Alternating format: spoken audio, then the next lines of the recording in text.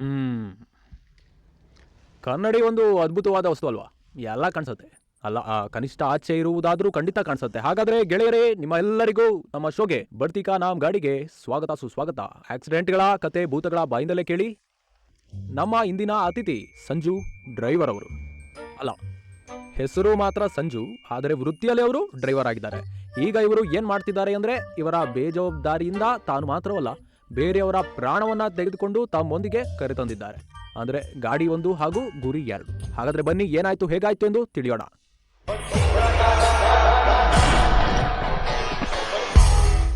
ಸಂಜು ಅವರೇ,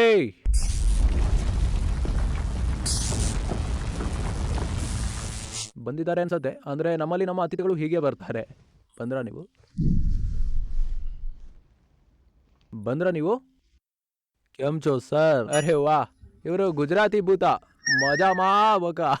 ಏನ್ ಸರ್ ಇದು, ನೀವು ಸತ್ತಿರುವ ಜನರೊಂದಿಗೆ ತಮಾಷೆ ಮಾಡ್ತೀರಿ? ಅಂದ್ರೆ ನೀವು ಈಗಲೂ ಬೇಜಾರು ಮಾಡಿಕೊಳ್ತಿದ್ದೀರಾ? ನನ್ನನ್ನ ಕ್ಷಮಿಸಿ, ನೀವೇ ಮಾತನಾಡಿ. ಸಾರಿ, ನಾನು ಕೂಡ ಈ ದಿನ ಮಾತನಾಡಿ ಬೇಜಾರಾಗ್ಬಿಟ್ಟೆ. ಯಾರ ಜೊತೆ? ಎಲ್ಲರ ಜೊತೆ.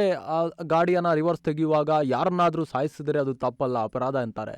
ಮತ್ತು ಅಪರಾಧ ಮಾಡಿದ್ದಕ್ಕೆ ನನಗೆ ಶಿಕ್ಷೆ ಸಿಕ್ಕಾಯ್ತು. ಮಾತಿನ ಅರ್ಥ? ನಾನು ಅಹಮದಾಬಾದ್ ನಲ್ಲಿರುವ MG ಕಾನ್ವೆಂಟ್ ಸ್ಕೂಲ್ಗೆ ಪ್ರತಿ 2 ದಿನಗಳಿಗೊಮ್ಮೆ ನೀರಿನ ಟ್ಯಾಂಕರ್ನ ತೆಗೆದುಕೊಂಡು ಹೋಗ್ತಿದ್ದೆ. ಗೊತ್ತಾಯ್ತು? ಅಂದ್ರೆ ನೀವು ನೀರಿನ ಟ್ಯಾಂಕರನ್ನ ಚಲಾಯಿಸ್ತಿದ್ರಿ? ಹೌದು, ಅಲ್ಲಿರುವ ಖಾಲಿ ನೀರಿನ ಟ್ಯಾಂಕ್ ತುಂಬುತ್ತಾ ಇತ್ತು ಹಾಗೂ ನಾನು ನನ್ನ ಟ್ರಕ್ ಅನ್ನ ಅಲ್ಲಿಯೂ ನಿಲ್ಲಿಸಿ ಚಹಾ ಕುಡಿಯಲು ಹೋಗ್ತಿದ್ದೆ. ಆದ್ರೆ ಆ ದಿನ ಏನಾಯ್ತು?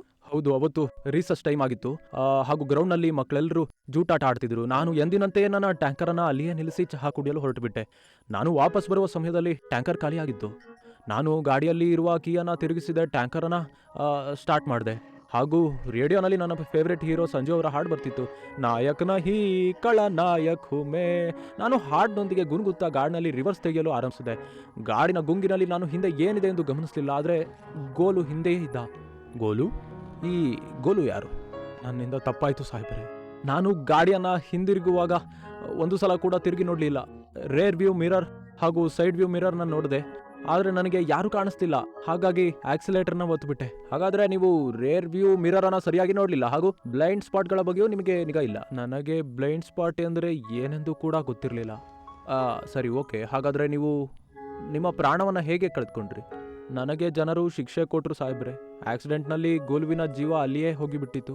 ನೋಡ್ತಾ ನೋಡ್ತಾ ಜನರೆಲ್ಲರೂ ಸೇರ್ಲಾರಂಭಿಸಿದ್ರು. ಕೋಪದಿಂದ ಜನರೆಲ್ಲ ಸೇರಿ ನನ್ನನ್ನು ಸರಿಯಾಗಿ ಹೊಡೆದ್ರು. ಯಾರೋ ಒಬ್ರು ಕೋಪದಿಂದ ನನ್ನ ಮೇಲೆ ಒಂದು ದೊಣ್ಣೆಯಿಂದ ದಾಳಿ ಮಾಡಿದ್ರು ಹಾಗೂ ನಾನು ಅಲ್ಲಿಯೇ ಮೂರ್ಛೆ ಹೋದೆ. ಆಸ್ಪತ್ರೆಗೆ ತಲುಪೋದು ಬಹಳ ವಿಳಂಬವಾದ ಕಾರಣ ಗೋಲುವಿನ ಜೊತೆಯಲ್ಲಿ ನನ್ನ ಪ್ರಾಣವು. ಅಲ್ಲ ರೀ, ಅಂದರೆ ನಿಮ್ಮ ಕತೆ ತುಂಬ ದುಃಖಭರಿತವಾಗಿದೆ. ಯಾಕಂದರೆ ಬಹಳ ದೊಡ್ಡ ಅನಾಹುತವಾಯಿತು. ಅದರ ಜೊತೆ ಒಂದು ಮಗುವಿನ ಪ್ರಾಣ ಕೂಡ.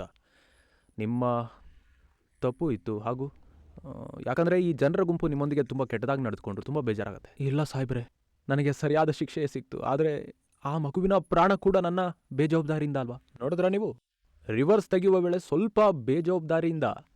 ಅಂದರೆ ಇವರು ಮಿರರನ್ನು ನೋಡಿದ್ರು ಹಾಗೂ ರೇರ್ ವ್ಯೂ ಮಿರರ್ ಕೂಡ. ಆದರೆ ಇದರಲ್ಲಿ ಬ್ಲೈಂಡ್ ಸ್ಪಾಟ್ಗಳು ಇರ್ತವೆ. ನಮಗೆ ಕನ್ನಡಿಯಲ್ಲಿ ಎಲ್ಲವೂ ಕಾಣಿಸೋದಿಲ್ಲ. ಆದರೆ ಹೌದು, ಗಾಡಿಯನ್ನು ರಿವರ್ಸ್ ತೆಗೆಯುವ ವೇಳೆ ಈ ವಿಷಯಗಳ ನಿಗಾ ವಹಿಸಿದ್ರೆ ಇವತ್ತು ಗೋಲು ಬದುಕುಳಿಯುತ್ತಿದ್ದುದನ್ನು ಹಾಗೂ ಸಂಜು ಸಾಹೇಬರು ಕೂಡ. ನಾನು ಮಾಡಿದ ತಪ್ಪು ನೀವ್ಯಾರು ಮಾಡಬೇಡಿ. ಸರಿಯಾಗಿ ಗಾಡಿಯನ್ನು ರಿವರ್ಸ್ ಹೇಗೆ ತೆಗೆಯೋದು ಹಾಗೂ ಆಕ್ಸಿಡೆಂಟ್ಗಳಿಂದ ಹೇಗೆ ಪಾರೋಗೋದು ಎಂದು ನಾವು ಸೇಫ್ ರಿವರ್ಸ್ ರೂಲ್ಸ್ಗಳ ಬಗ್ಗೆ ತಿಳಿಯೋಣ. Very good. ಹಾಗಾದ್ರೆ ಕೇಳಿ ಇವರು ಏನ್ ಹೇಳ್ತಾರೆ ಎಂದು. ಯಾವತ್ತು ರಿವರ್ಸ್ ತೆಗೆಯುವಾಗ ಹಿಂತಿರುಗಿ ನೋಡಿ ಹಾಗೂ ಸೈಡ್ ಮಿರರ್ಗಳತ್ತ ನಿಗಾ ವಹಿಸಿ. ಯಾವತ್ತು ಡ್ರೈವರ್ನ ಸೈಡಿಂದ ರಿವರ್ಸ್ ಅನ್ನ ತೆಗೆಯಿರಿ, ಆದರೆ ಅವಶ್ಯಕತೆಗಿಂತ ಜಾಸ್ತಿ ಅಲ್ಲ. ಗ್ರೌಂಡ್ ನಲ್ಲಿರುವ ಗೈಡ್ಗಳಿಂದ ಸಹಾಯವನ್ನ ಪಡೀರಿ. ಹಾರ್ನ್ನ ಉಪಯೋಗಿಸಿ. ಯಾವತ್ತು ಟೇಕ್ ಆಫ್ ಪೊಸಿಷನ್ ಅಲ್ಲಿಯೇ ಗಾಡಿಯನ್ನ ಪಾರ್ಕ್ ಮಾಡಿ ಹಾಗೂ ಹೌದು, ಯಾವತ್ತು ಬ್ಲೈಂಡ್ ಸ್ಪಾಟ್ಗಳ ಕಡೆ ನಿಗಾ ವಹಿಸಿ. ಸಂಜು ಅವರೇ, ನೀವು ನಮ್ಮೊಂದಿಗೆ ಗಾಡಿಯನ್ನ ರಿವರ್ಸ್ ತೆಗೆಯುವ ಬಹಳಷ್ಟು ರೂಲ್ಸ್ಗಳ ಬಗ್ಗೆ ಹಂಚಿಕೊಂಡಿದ್ದೀರಿ. ನಾವೆಲ್ಲರೂ ಗಾಡಿಯನ್ನು ಓಡಿಸುವಾಗ ಇವುಗಳನ್ನ ಖಂಡಿತವಾಗಿ ಪಾಲಿಸ್ತೇವೆ. ಹಾಗೆಯೇ ನಮ್ಮೊಂದಿಗೆ ನೀವು ನಿಮ್ಮ ಅನುಭವವನ್ನು ಹಂಚಿಕೊಂಡಿದ್ದಕ್ಕೆ ಬಹಳ ಧನ್ಯವಾದ. ಇದರಿಂದ ನಮ್ಮ ಪ್ರೇಕ್ಷಕರಿಗೆ ಬಹಳಷ್ಟು ಉಪಯೋಗವಾಗುತ್ತೆ. Thank you very very much. ಹಾಗಾದರೆ ಬನ್ನಿ ಇವತ್ತಿನ ಬಂಪರ್ ಸ್ಟಿಕ್ಕರ್ನ ನೋಡೋಣ.